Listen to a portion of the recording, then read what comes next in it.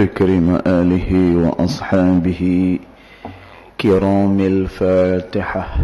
أعوذ بالله من الشيطان الرجيم. بسم الله الرحمن الرحيم.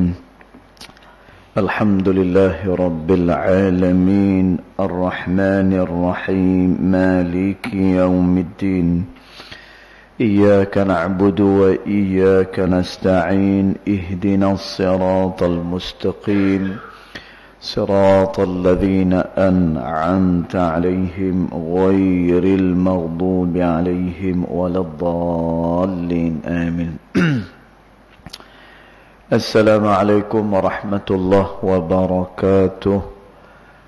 الحمد لله والصلاة والسلام على رسول الله سيدنا محمد بن عبد الله وعلى آله وصحبه ومن والاه. أشهد ونشهد أن لا إله إلا الله وأشهد أن محمدا عبده ورسوله. اللهم فصل وسلم على سيدنا محمد عبدك ورسولك النبي الأمي وعلى آله وصحبه وبارك وسلم. ثم أقول رب اشرح لي صدري ويسر لي أمري واحلل عقدة من لساني يفقه قولي أما بعد. قال الله سبحانه وتعالى في تنزيله لقد كان لكم في رسول الله أسوة حسنة صدق الله العظيم. ربي أدخلني مدخل صدق وأخرجني مخرج صدق واجعل لي من لدنك سلطانا نصيرا. إلهي أنت مقصودي ورضاك مطلوبي فاعطني محبتك ومغرفتك يا أرحم الراحمين. Alhamdulillah.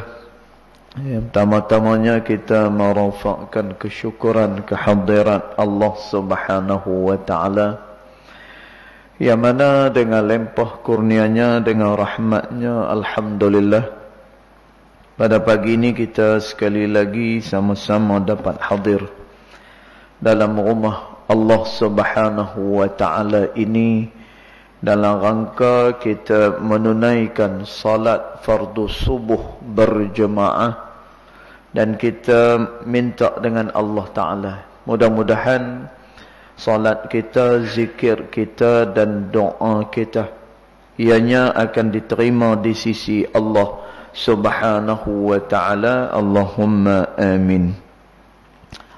Tuan-tuan puan-puan dirahmati Allah sekalian, kita sambung lagi pembacaan pada surah Ad-Duha, yang mana pada pagi ini insya-Allah kita akan habiskan penafsiran pada surah Ad-Duha ini, dan kita sambung pada ayat yang ke-9, 10 dan juga yang ke-11 pada pagi ini. Maka setelah itu kita habis dalam menafsirkan surah Ad-Duha ini insya-Allah. Maka Allah Subhanahu wa Ta'ala dia sebut, A'udzu billahi minasy syaithanir rajim. Bismillahirrahmanirrahim. Wa wajadaka 'ailan fa'aghna fa ammal yatima fala taqhar wa ammas sa'ila fala tanhar wa amma bi ni'mati rabbika fahaddis. Sadaqallahul azim. Maka Allah Subhanahu wa Ta'ala dia kata, dan didapatinya engkau dalam kemiskinan, kata Allah Ta'ala. Yang ni adalah nikmat yang Allah Subhanahu wa Ta'ala sebutkan pada Nabi sallallahu alaihi wasallam, tuan-tuan.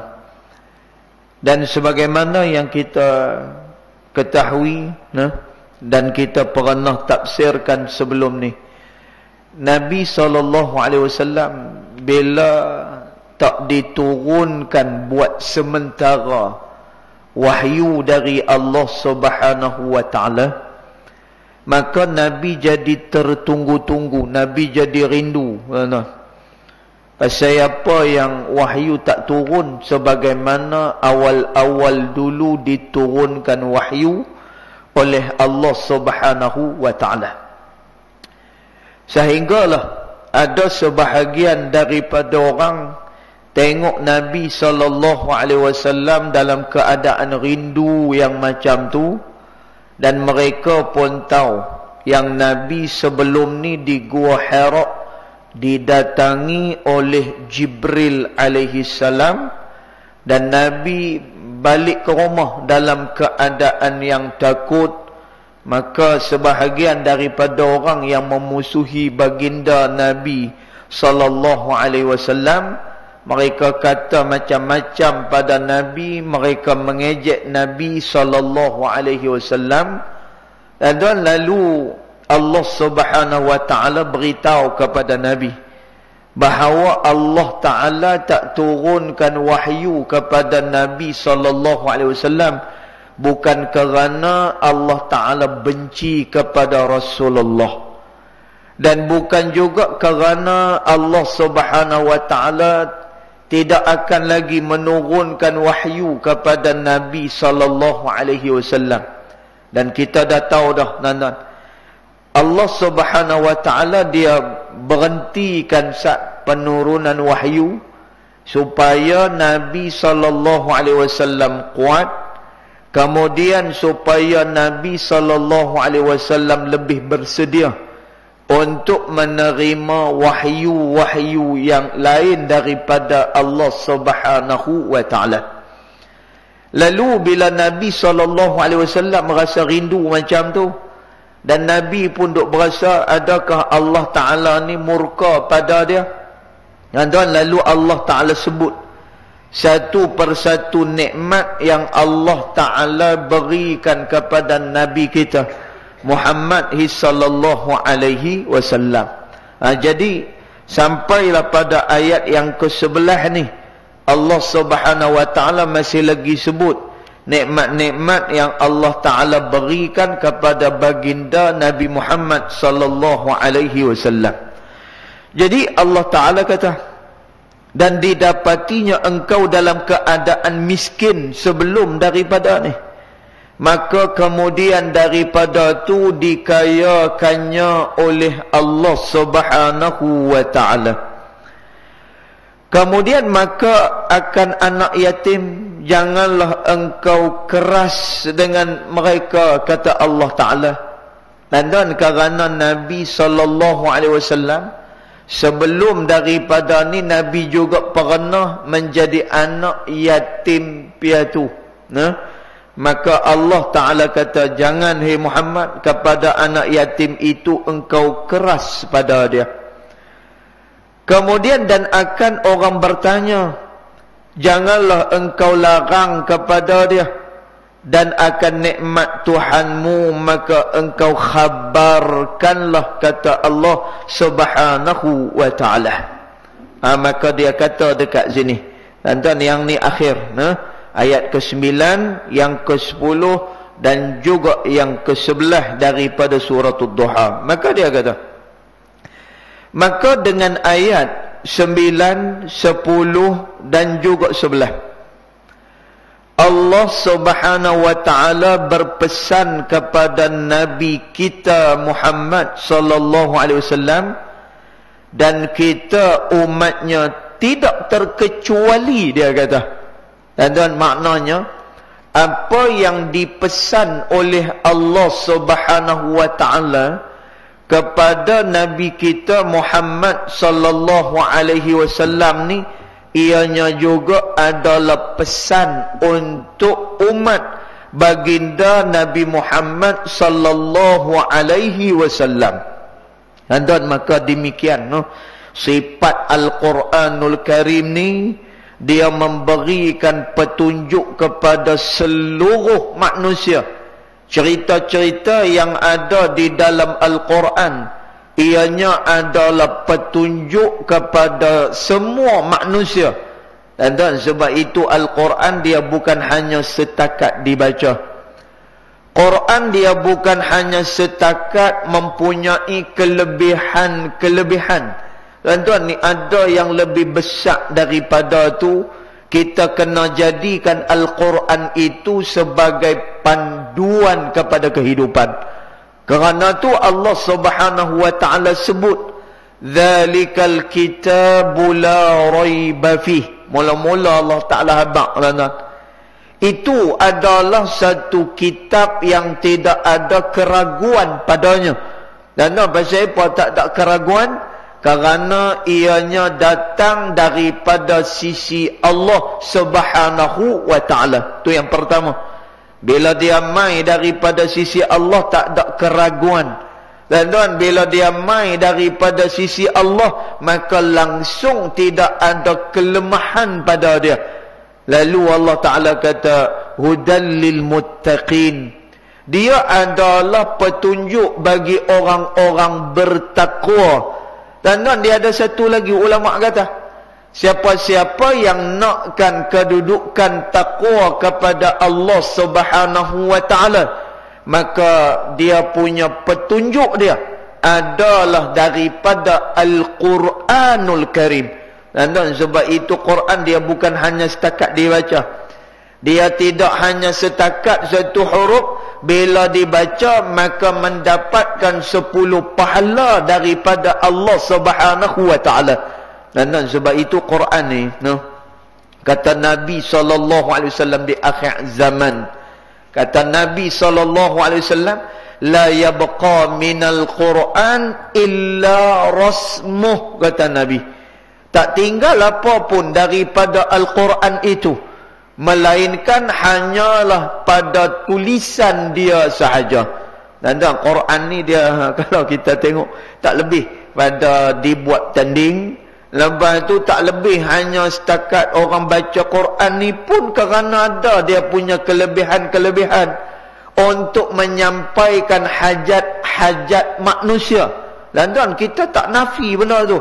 Memang ada kelebihan, dan sebahagian daripada ayat-ayat Al-Quran ulama anjurkan kita baca dan berdasarkan pada hadis Nabi. Dan dia mempunyai kelebihan-kelebihan tertentu. Dan tapi Quran dia ada agenda yang lebih besar daripada tu, iaitulah petunjuk-petunjuk daripada Al-Quran untuk diamalkan oleh manusia. Dan kerana tu kata Al-Imam Fakhruddin Ar-Razi rahimahullahu ta'ala, dan salah seorang daripada ulama tafsir yang besar. Dan dia kata apa? Dia kata, siapa yang nakkan ilmu dunia, maka tempatnya adalah Al-Quranul Karim. Siapa yang nakkan kepada akhirah, maka tempatnya juga adalah Al-Quranul Karim. Dan maka Quran ni dia bukan hanya setakat untuk perkara-perkara spiritual saja. Dan Quran dia bukan hanya hari khatam Al-Quran saja. Dan tapi Al-Quran panduan kepada kehidupan seseorang manusia.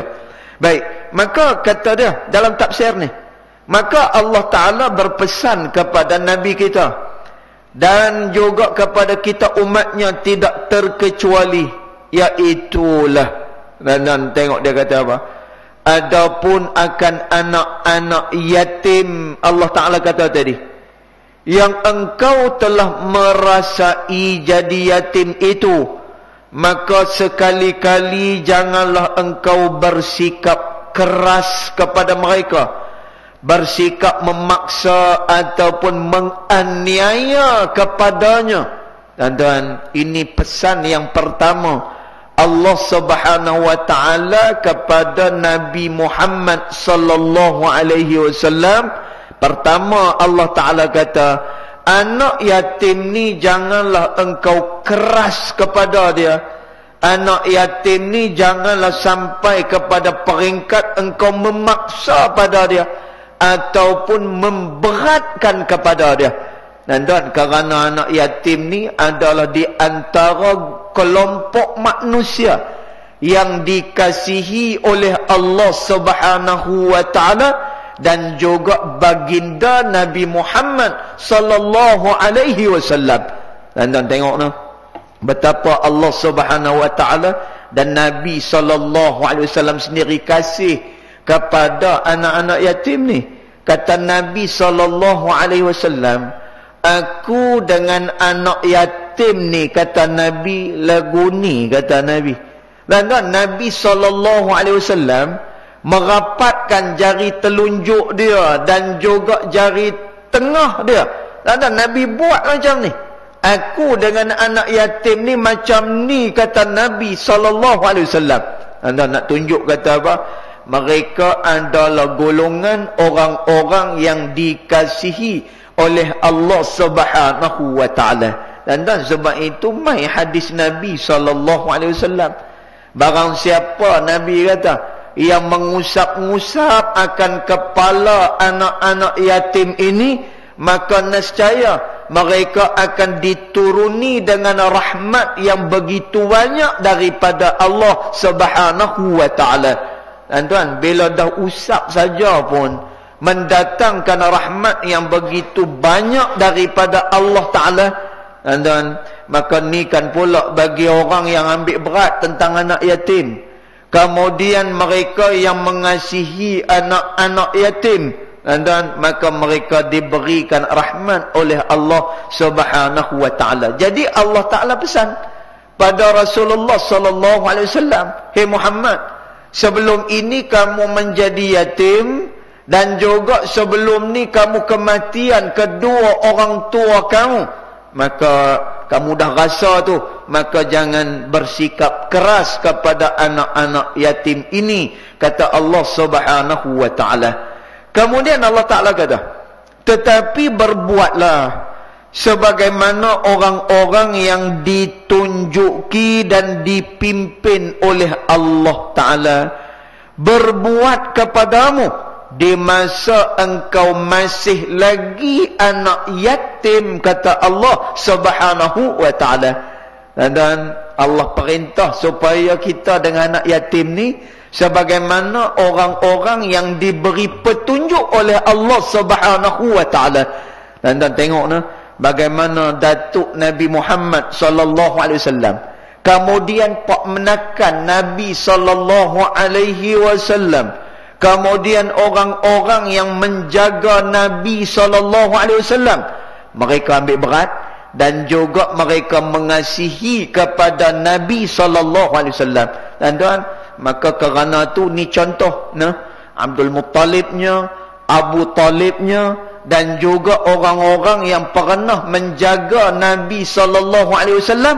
Dan maka macam itulah keadaan kita dengan anak-anak yatim ni.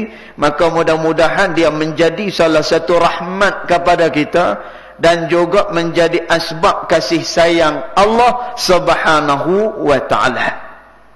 Kemudian dia kata lagi, adapun akan orang-orang yang menanyakan sesuatu supaya beroleh pengetahuan yang hak, yakni yang benar, dan supaya hilang kepada keraguan hatinya, maka sekali-kali janganlah engkau herdik ataupun engkau larang ia. Ingatlah bagaimana rasa hatimu di masa engkau belum kami memberikan hidayat kepada engkau, wahai Muhammad.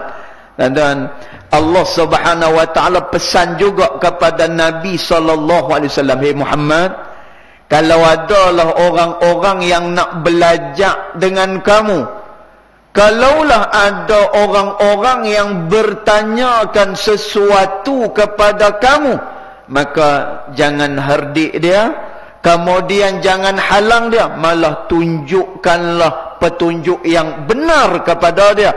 Dan maknanya apa? Kalau orang main nak mengaji dengan kita, Dan tuan, kalaulah ada orang yang minta petunjuk kepada kita, maka kita berikanlah petunjuk kepada dia seikhlas hati kita. Dan tuan, saya teringat bagaimana kisah sahabatnya Al-Imam Asy-Syafi'i rahimahullahu ta'ala dalam mengajak kepada anak murid dia yang bernama Rabi' rahimahullahu ta'ala. Dan Imam Syafi'i benar-benar dia sabar dengan anak murid dia yang satu ni. Tuan-tuan, bukan setakat Imam Syafi'i, Nabi SAW pun, kalaulah Nabi tidak sabar dengan karenah manusia, dan pada hari ini kita tak akan reti nak sujud sajadah. Dan pada hari ini kita tak akan reti untuk beriman kepada Allah Subhanahu wa taala. Dan kita pernah cerita kan, bagaimana Nabi SAW keluar daripada kota Taif dalam keadaan Nabi ini kena teruk, disakiti begitu teruk oleh kaum dia. Dan Nabi sabar dengan segala tu, malah Nabi berdoa kepada Allah Subhanahu wa taala. Dan tuan, ni ihsan yang ada pada Nabi SAW. Dan Nabi doa dengan Allah Taala, Allahumma hdi qaumi fa innahum la ya'lamun. Ya Allah, berikanlah petunjuk kepada kaum aku, kerana sesungguhnya mereka itu tidak mengetahui. Nabi doa dengan Allah Ta'ala.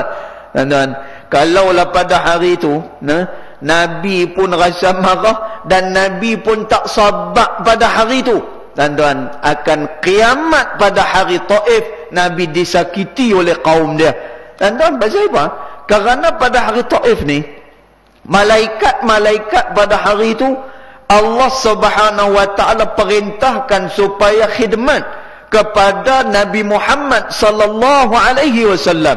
Dan Jibril mai pada hari Taif tu. Dia mai, kemudian dia kata kepada Nabi sallallahu alaihi wasallam, "Hei Muhammad, hari ini kami semua para malaikat ni diutuskan oleh Allah Taala supaya berkhidmat kepada kamu." Lalu Jibril kata, Jibril kata apa?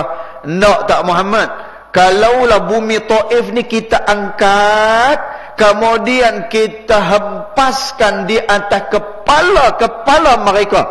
Dan tu yang Nabi doa dengan Allah Ta'ala, Allahumma hdi qaumi fa innahum la ya'lamun. Ya Allah, berikanlah petunjuk kepada kaum aku, kerana sesungguhnya mereka itu tidak tahu, kata Nabi. Dan pasal apa Nabi baik sangat macam tu? Kerana ini merupakan perintah daripada Allah Subhanahu wa taala. Dan maka Allah Taala perintah, kalaulah ada orang yang tanya kepada kamu, maka berikan jawapan kepada dia. Kalau ada orang yang nak belajar dengan kamu, maka jangan kedekut ilmu. Jangan kamu tak beri petunjuk pada dia, tunjukkan kepada dia. Dan tengok bagaimana Imam Syafi'i rahimahullahu ta'ala, ni perintah daripada Allah Ta'ala. Dan inilah dia sifat orang yang mempunyai ihsan. Dan kalau kita biasa dengar, ada satu hadis Nabi SAW yang begitu panjang. Nama hadis ni adalah hadis Jibril. Dan Jibril tanya dengan Nabi SAW, "Ma huwal ihsan?" Hei Muhammad, apakah itu ihsan, wahai Muhammad? Dan orang yang mendapatkan ihsan, maka dia telah pun berbuat baik di dalam kehidupan dia. Dan ihsan ini yang dikehendaki oleh Allah Subhanahu wa taala. Dan lalu Nabi SAW kata, "Al-ihsanu ta'budullaha ka'annaka tarahu, fa illam takun tarahu fa innahu yaraka." Ihsan ni, kata Nabi SAW, kamu menyembah Allah Subhanahu wa taala seolah-olah macam kamu melihat kepada Allah Subhanahu wa taala. Dan maknanya apa? Kita kalau buat baik ni, maka kita memang sungguh-sungguh buat kebaikan tersebut, seolah-olah macam kita tengok, macam kita melihat kepada Allah Subhanahu wa ta'ala. Lalu Nabi kata, kalaulah kamu tak boleh tengok kepada Allah, kamu kena ingat satu benda, fa innahu yaraka, Allah senantiasa memerhatikan kepada kamu, kata Nabi sallallahu alaihi wasallam. Dan tuan, maka ini merupakan sifat ihsan, berbuat baik kepada semua makhluk Allah Subhanahu wa ta'ala. Dan tuan, Imam Syafi'i rahimahullahu ta'ala kepada murid dia yang bernama Rabi'. Dan tuan, Rabi' ni, dia ni adalah orang yang benar. Dan tuan, dia ni bodoh yang amat sangat. Dan tuan, bodoh ni sampai taraf mana? Bila diajak berkali-kali oleh Imam Syafi'i rahimahullahu ta'ala, tak masuk-masuk ilmu yang dia pelajari. Bila Imam Syafi'i mengajak, Imam Syafi'i tanya, kamu faham ke tidak apa yang aku ajak, wahai Rabi'? Dan maka Rabi' kata, aku tak faham. Dia kata, dan bila tak faham macam tu, Imam Syafi'i pun dia buat satu kelas yang khusus untuk Rabi' rahimahullahu ta'ala. Dan tengok, ini sifat tidak putus asa Imam Syafi'i, dan sifat ini jugalah yang ada pada Nabi kita Muhammad sallallahu alaihi wasallam, sehinggalah pada hari ini kita berbuat baik, sehinggalah pada hari ini kita menjadi orang yang beriman kepada Allah Subhanahu wa ta'ala. Dan jadi Rabi' ni Imam Syafi'i buat kelas khas untuk dia. Bila buat kelas khas untuk dia, Imam Syafi'i ulang pelajaran tu, tuan-tuan, sehingga kan diceritakan Imam Syafi'i dia mengulang pelajaran yang diajak kepada Rabi' ni sebanyak 40 kali. Dan setiap daripada bab tu 40 kali. Hei, saya jangan kata 40 kali, hang tak boleh 3 kali. Angin naik kepala, darah pun naik sampai tak ada nombor tu. Kalau ni cek darah kan. Dan kita tak akan sabar, tapi Allah Subhanahu wa ta'ala ajak. Kalaulah ada orang-orang yang meminta pelajaran daripada kita, ajakkan pada dia. Supaya apa? Supaya kebaikan itu melata di atas muka bumi Allah.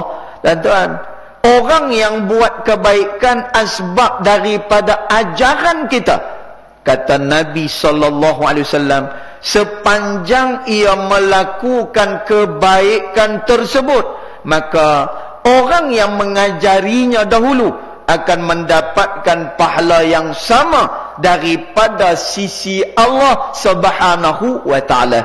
Tuan-tuan, Imam Rabi' ni sampai 40 kali diajak. Maka Imam Syafi'i tanya, kamu faham ke tak ni? Tak faham, dia kata. Tuan-tuan, tapi kerana tak putus asa Imam Syafi'i, dan tuan, Imam Syafi'i mencontohi Nabi SAW. Akhirnya bila diajak tak boleh, Imam Syafi'i pun bangun pada tengah malam. Dan ni yang tak ada ni pada jiwa pendakwah ni. Ni saya sebut ni, saya tuju kat saya. Hak yang duk mengajak kepada orang, hak yang duk berdakwah kepada orang. Dan tuan, bila kita berdakwah ni, satu benda yang perlu kita tahu, hidayat bukan milik pendakwah. Hidayat adalah milik Allah Subhanahu wa ta'ala. Dan tuan, sebab tu ketika mana Abu Talib dia hampir kepada kematian dia, dan tuan, Nabi SAW merayu kepada Abu Talib ni supaya apa?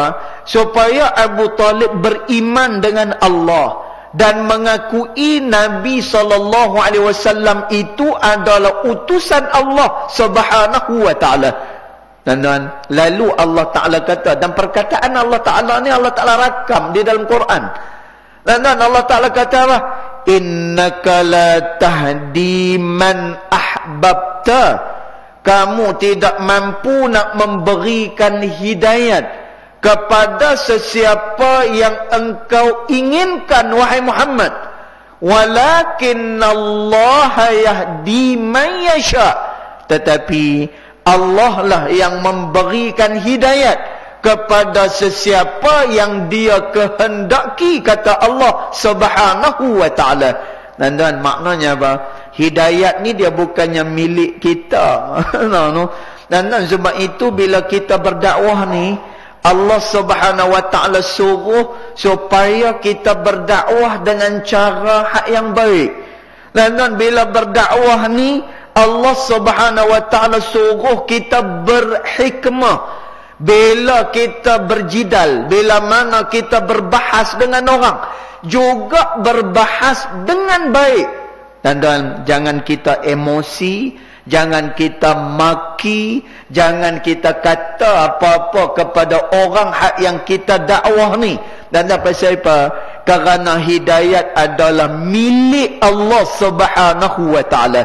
Dan sebab itu dalam dakwah Nabi SAW, siapa-siapa yang nak kepada hidayat Allah, Nabi ni ahlan wa sahlan wa marhaban bikum. Nabi terima dia.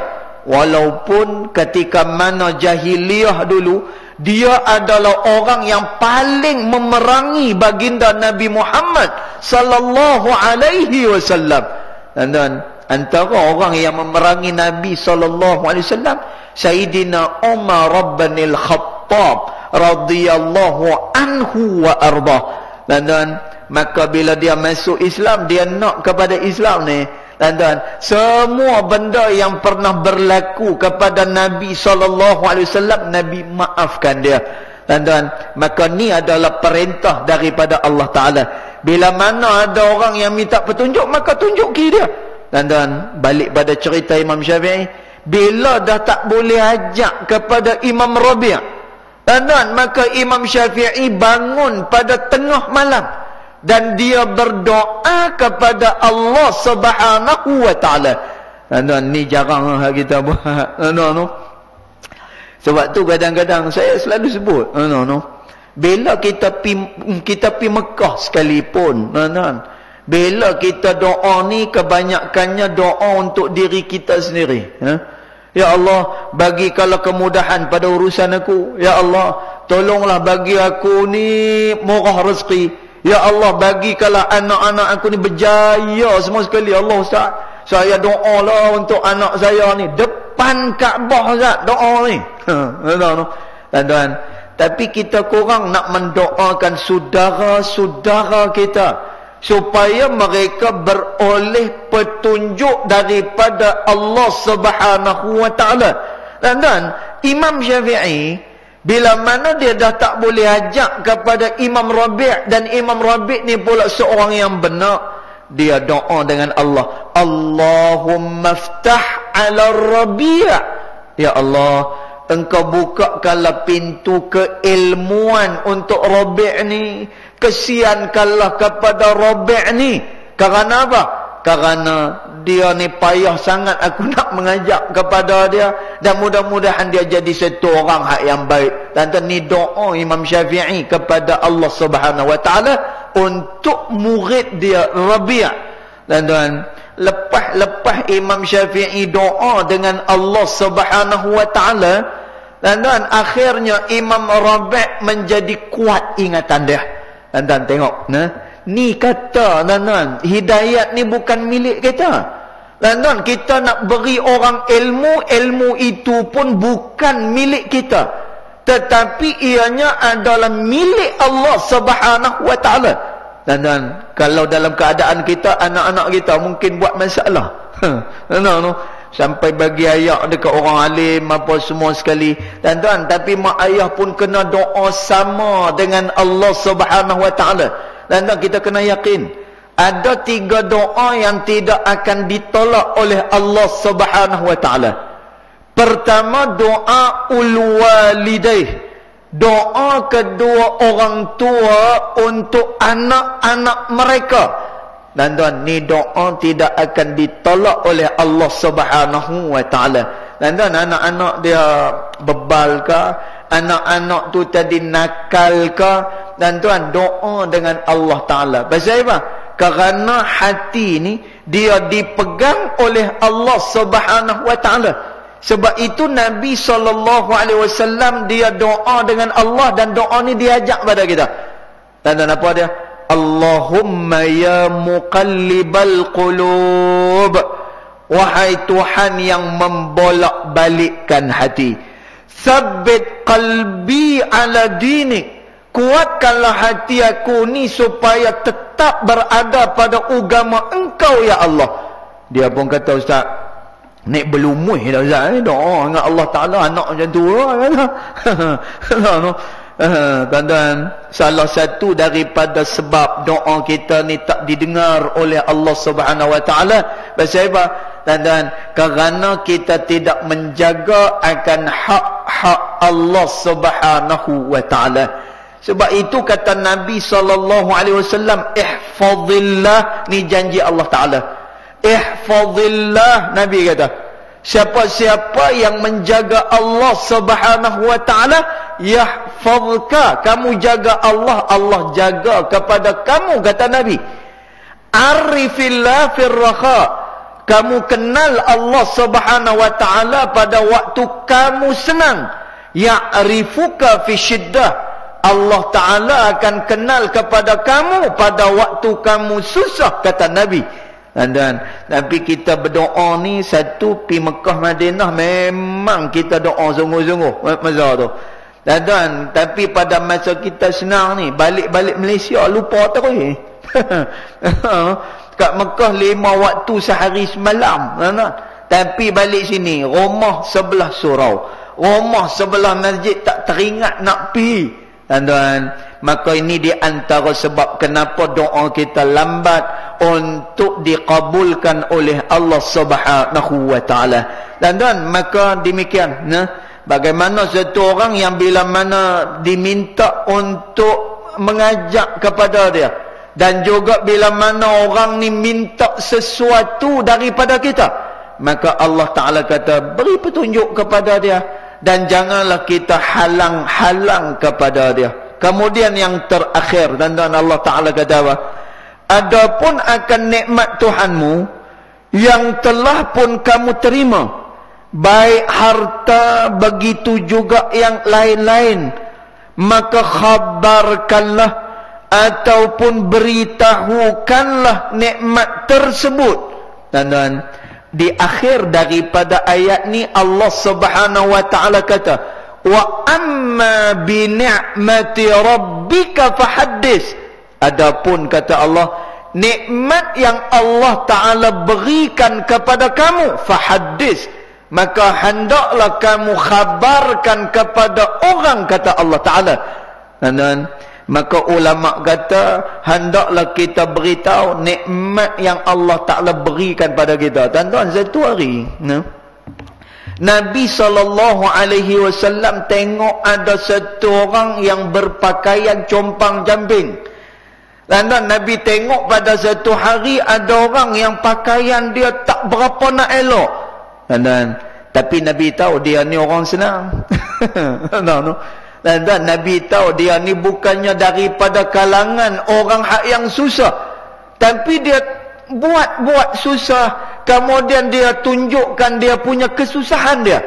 Dan lalu Nabi SAW panggil kepada dia. Nabi kata pada dia, bukankah kamu ni satu orang yang Allah Ta'ala beri nikmat yang banyak? Bukankah kamu ni satu orang yang Allah Ta'ala berikan harta kekayaan yang begitu banyak? Tapi kenapa kamu pakai pakaian yang seumpama ni? Lalu kata Nabi SAW, setiap nikmat yang Allah Ta'ala berikan kepada manusia, hendaklah manusia itu beritahu yang dia itu diberikan nikmat oleh Allah Subhanahu Wa Ta'ala.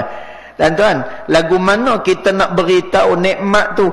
Maka disebutkan dalam tafsir ni, bukan diberitahu atau dikhabarkan dengan mulut ataupun dengan perkataan. Dia kata, tuan-tuan, kalau kita sebut dengan mulut, kalaulah kita beritahu dengan perkataan kita, tuan-tuan, kadang-kadang dia boleh membawa kepada sifat riya, ujub dan juga takabur dengan nikmat yang diberikan oleh Allah kepada kita.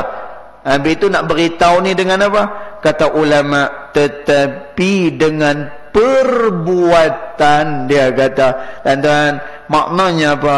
Allah Subhanahu wa taala berikan kesihatan kepada kita. Dan tuan, kita gunakan kesihatan ni untuk lebih di dalam kita beribadat kepada Allah Subhanahu wa taala. Nak tunjuk kata bahawa kita diberikan kesihatan yang baik oleh Allah Subhanahu wa taala. Dan bila mana kita diberikan rezeki yang lebih oleh Allah Subhanahu wa taala, dan perbanyakkan infak harta pada jalan Allah Subhanahu wa taala.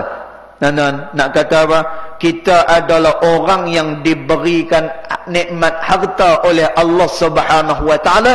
Dan apa pun juga yang diberikan nikmat oleh Allah Ta'ala kepada kita ni, dan maka kita tunjukkan dengan segala perbuatan, nak tunjuk kata kita adalah orang yang diberikan nikmat oleh Allah Subhanahu wa taala.